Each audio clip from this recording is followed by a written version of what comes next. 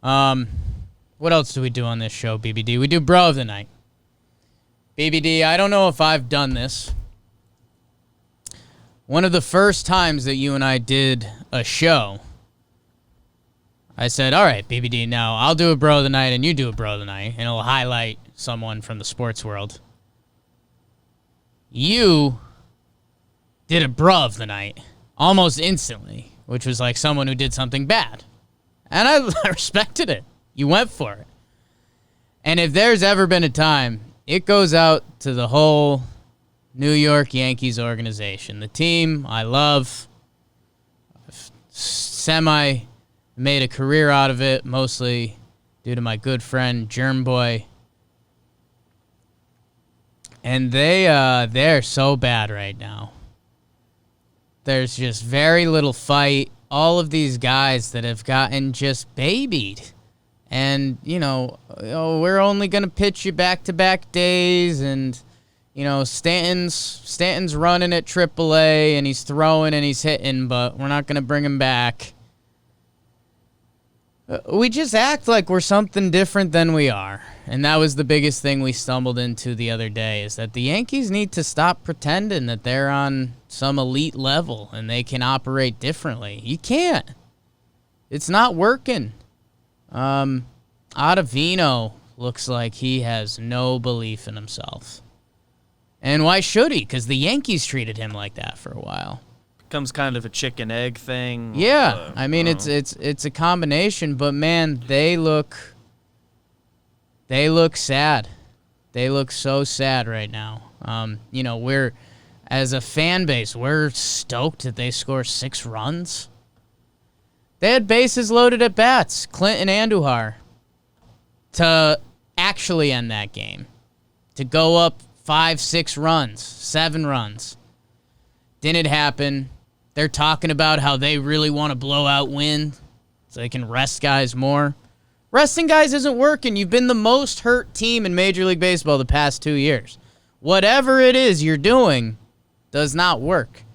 The trade deadline came and went. You got nobody. I don't know what they do. I don't know if they're just hoping that Judge comes back and he can be a leader and change morale and do everything.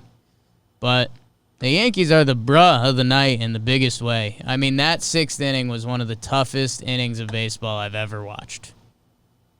10 runs, a lot of walks. It's just no fight. It got to 3-2, and you were like, our pitchers don't have confidence in themselves to throw a strike by a hitter. It's pathetic. I mean, it's guys that get paid a lot of money to do it. So, that's what I've got. I just kept bringing myself to, like, every few minutes, just how is this not improved yet? Like, just within that inning, let alone this whole 2 weeks of being awful at just about every facet of the game, pretty much every game. I mean, you were 45 minutes into that inning, and there was still 1 out, and you're like, what? What have we been trying to do? It was like the first time in weeks that the bats were kind of normal. That Danny Jansen homer, man, that was killed me. I haven't felt that in a while. Unreal. BBD, who's your bro of the night? Opposite end of the spectrum. I am keeping it in the baseball, but I'm going a little more positive with it. I am giving it to Dylan Moore. Yes. Had a big night for the Mariners, the big home run, the big, was it double? I don't remember now. I scrolled away. You got it. A lot of RBIs, been playing really well.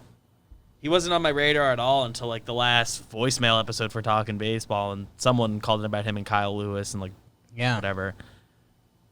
It's like, he's been really good. Another late bloomer kind of guy. It's like already 27, but, like, you can do that in baseball. Yeah. That's normal. He's just been really good. And the Mariners have won 6 straight. He's been in the middle of all of that. Plays a little bit of every position. I have a thing for that. Yanks need this. Like, Yanks, they've got Eric Kratz, the 40-year-old catcher, vagabond, who's become a fun part of the team.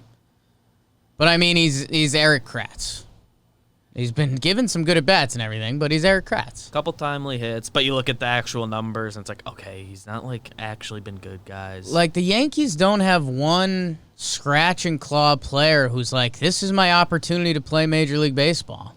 Like, I need to go. / the guys that should be doing that are playing like the worst on the team.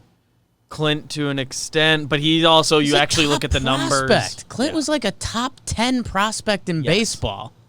This is his chance to be on the team, and he's not been the problem. But and he's not like scratching been clawing good either. before Right that. now. Yeah, like I'm talking the Talkmans, the Fords, Yes. like this. You know, you've worked your whole life to get to this opportunity. I mean, in theory, it's Luke Voit, but he's been so good and reliable for the Yankees that now he's their number one guy, basically. Like Doesn't count. Tyro, he got a hit last night, a hit and a half. One got ruled an error. Like, none of those guys. Someone in the bullpen, like Holder, Sessa. Holder looks good. I don't care. It got Yankees deep dive. They stink. Go watch the Mariners. Take a nap during the Yankees game and watch the Mariners.